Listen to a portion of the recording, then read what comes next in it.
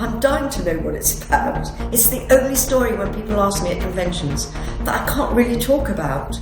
So little is left of the story, so it's one that I haven't been able to catch up with and remind myself about. Looking back on the production of The Space Pirates, it only makes sense that Wendy's recollection of it isn't very strong. The regular cast don't appear in the first episode for very long, and the final episode scenes were pre-recorded, due to the regulars being needed to record extensive location footage for the war games. Today, let's discuss the production and try to figure out what this story is actually about. Originally, the story titled The Dream Spinner was meant to be the 6th serial of Season 6, yet when this story and another story titled The Prison in Space were cancelled, a replacement had to be made.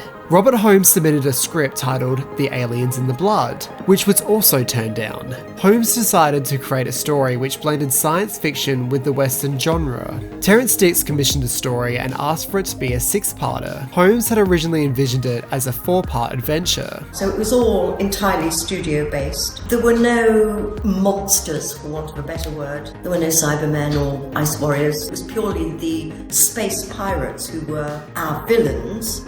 Studio taping began on the 21st of February and filmed each Friday after that. Episode 1 was the final episode to be filmed in Lime Grove Studio D, which is where the first ever episode of Doctor Who was made, much to the displeasure of those using it, due to its small size. I mean, I know what I wore, obviously the most impractical costume. Well, actually it was very obscenely short, sort of leather with very, very short, like sort of hot pants, but pretty much without the pant bit. The rest of the serial was filmed at Television Centre, Studio 4. The second episode was recorded on 35mm film to make editing easier. This episode was retained in the archive due to this fact, because recording on film instead of videotape was quite unique. If you're asking me, or if you ever need to know anything about the actual story, I am not the person to ask. Now, Fraser might know, because he allegedly knows everything. I mean, clearly he doesn't, but he thinks he knows everything. The Space Pirates had a specific mission: to seek out Argonite and sell it for a fortune. They did this by locating government beacons, destroying them, and transporting them to be plundered and taking the precious mineral. So when the Doctor and friends land on one of the government beacons, they're in for a bit of trouble. The beacon explodes, separating the TARDIS from the travellers. Meanwhile, the Space Corps are pursuing these space pirates and trying to find the leader of this fiendish plot to stop these detonations. They accused an interesting space pioneer by the name of Milo Clancy, played by Gordon Gostello. I remember Gordon Gostello, who I admired enormously as an actor. It was slightly dodgy American accent, but still so characterful as he was as an actor.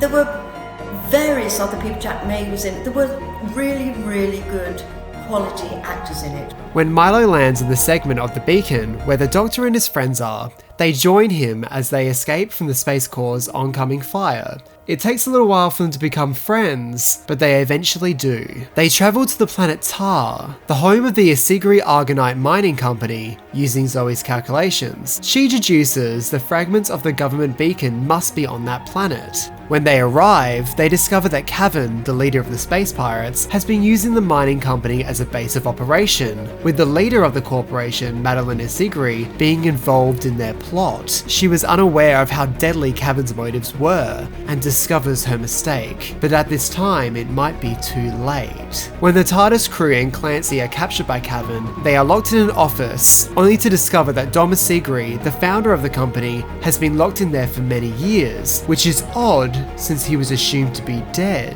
We had, as always, some pretty amazing actors in it. An actor called Esmond Knight, who I distinctly remember because Edmund had a false eye. His party trick was to take that false eye out and sort of put it on the table in front of you, so when you were about to do a scene and you were supposed to be rummaging to find something on the desk, you'd come across his eye. So that was one thing I clearly remember.